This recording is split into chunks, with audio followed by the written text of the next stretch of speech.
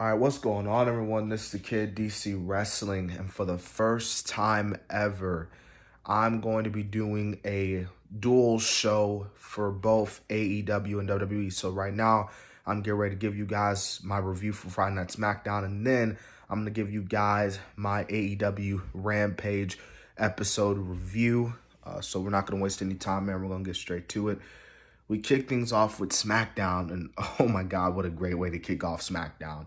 We kicked off SmackDown with the face-off, finally the face-off between John Cena and Roman Reigns. And oh my Lord, man, you know, John Cena hyping up the crowd. He's like, you know, getting the crowd on his side, like asking the crowd, do you think Roman is going to beat the hell out of me and stuff like that? And says that Reigns is a D, he's a below average D, he's a D-head, a D-bag, all this stuff. And then we get the tribal chief, Roman Reigns, coming out. Roman Reigns like, here we go again, dude. You're doing the same crap, doing the same stuff over and over again. Like, it's getting boring. It's getting repetitive. And Roman, man, he was praising Cena, but then he goes on, and this was really awesome. Reigns says that 20 years of missionary may have been good enough for Cena, but it wasn't good enough for Nikki Bella. He said that he was going to smash Cena, retain the title, pack him on a private jet, and send him back to Hollywood. And that's where Cena comes back, talks about how Reigns has been protected, about how he almost ruined Seth Rollins, and he ran Dean Ambrose out of WWE. Like, I'm telling you, bro, I'm here watching this segment. I'm just like in complete shock. I'm just like, oh, you know what I mean? Because this was dope. And Cena talks about that it only has to take him 1, 2, 3. That's all he has to do is 1, 2, 3 to break the record, to become the 17-time world champ. 1, 2, 3. And when he wins the title, he's gonna hop the barricade, and he may even blow a kiss to Roman Reigns goodbye. Which is obviously, for those who didn't catch the reference, it's a reference to CM Punk when he jumped the barricade and he blew Vince a goodbye, kiss goodbye. So Punk tease, and just, this was a great segment, man. Like, if you haven't seen this segment, even if you did, we go back and watch it, because this was dope. Anyways, we had the Intercontinental title match between King Nakamura and Apollo Crews. This is pretty good match. Both Boogs and Aziz got banned from ringside. But in the end, we got a winner, and we actually surprisingly have a new Intercontinental Champion in Shinsuke Nakamura. So Shinsuke, Booz, McAfee, they're all celebrating. Everyone's having a good time. It's good for Nakamura.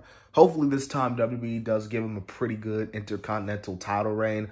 I will say I'm glad they put the title on Nakamura, and I'm glad that Apollo got his reign. It could have been a little bit better. He could have got more wins than he did, but either way, you know, we got a new Intercontinental champ, so happy for Shinsuke. Next, we had the Street Profits versus Alpha Academy, and in the end, the Street Profits pick up the win, so a little bit of payback and retribution for the Street Profits.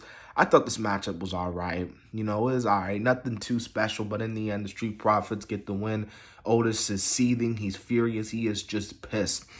We see Seth Rollins in the production truck yelling at the workers about stuff. And if you're lucky enough, you might even see a little cameo from the infamous Kevin Dunn.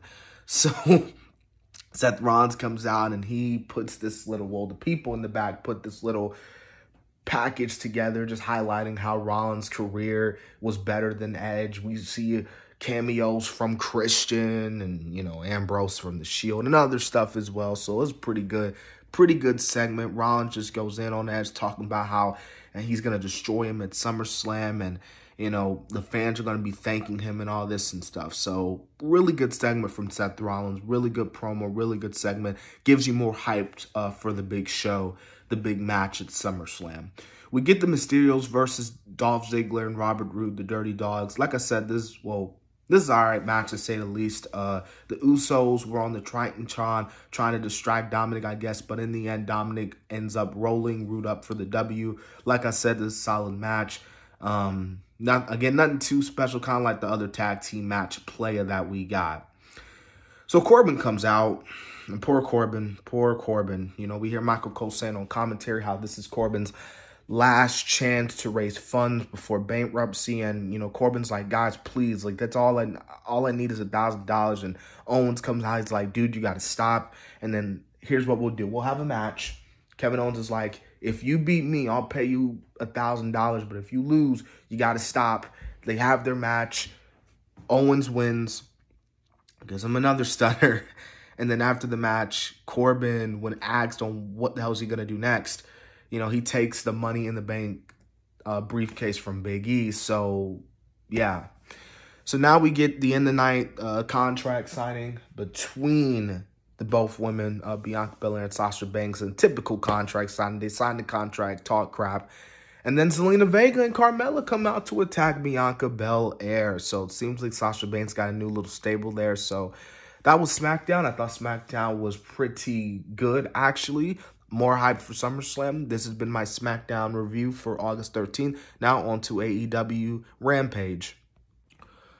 All right, so to describe this first episode, this debut episode of AEW Rampage, I thought this show was really great. Like, all the matches were great. Even the TNT title match, even though it was very short, just like everything about this show, this debut episode was really great and a really great start to this AEW Rampage, new show for AEW. So we kick things off, man, with the Impact/TNA. Well, really, it's the Impact World title being defended between Kenny Omega and Christian Cage. This was a great match, man. I'm telling you, you know, Christian and Kenny, I mean, just went at it. This was a great match. For me, this was match of the night. I know the women were main eventing the show and we're in the hometown of, you know, Britt Baker. But overall, I thought this was the match of the night. And, you know, in the end, man, Don was trying to obviously distract the referee and stuff. And Kenny was going to use the chair one-wing angle Christian. But instead, Christian hits the kill switch onto the chair to Kenny, wins the Impact title /TNA belts. I mean, this was a cool moment, man. A great pop. Overall, I loved it. I thought this was a good moment. And then, of course, after the break, we saw Christian Cage stated that he defeated Kenny Omega and he's going to do it again in All Out, this time for the AEW World Championship. Next, we had the TNT match between Fuego del Sol and Miro. And man, Fuego got a good pop. He got in some tornado DDTs, but in the end, Miro, game over. And it was game over for Fuego. But it wasn't over officially for Fuego del Sol, even though that he, you know, didn't win the match. He didn't win the TNT title. We saw Tony Khan come out, and then we saw Sammy come out. Sammy presented Fuego del Sol with the AEW contract. Fuego del Sol is officially All Elite. He is officially part of the AEW roster. And I'm going to say this. I followed Fuego del Sol throughout his pretty much his entire career, to the moment that he started wrestling, you know, when he was on YouTube, and then into the, you know, the indie scene, and now here in AEW. Just seeing how Fuego has just adapted and evolved over the years. I mean, it's incredible. From backyard to the ring, it's absolutely incredible, and an incredible story. And good for Fuego, because now with this contract, he could really provide for his family, and it's just awesome. Very emotional moment. But near the end, man, in the main event, we saw Britt Baker versus Red Velvet. Britt wins. For me, granted, this was the main event. This felt predictable. I mean, it was really predictable. I mean, I could see why they did put this in the main event, obviously, because, you know, we're in Britt's hometown. But like I said, you know, Kenny and Christian was, for me, the real main event. It was the real match of the night for me. So I hope you guys enjoyed my AEW Rampage and SmackDown review. This has been the Kid DC Wrestling. Make sure to subscribe to the channel. And so, yeah.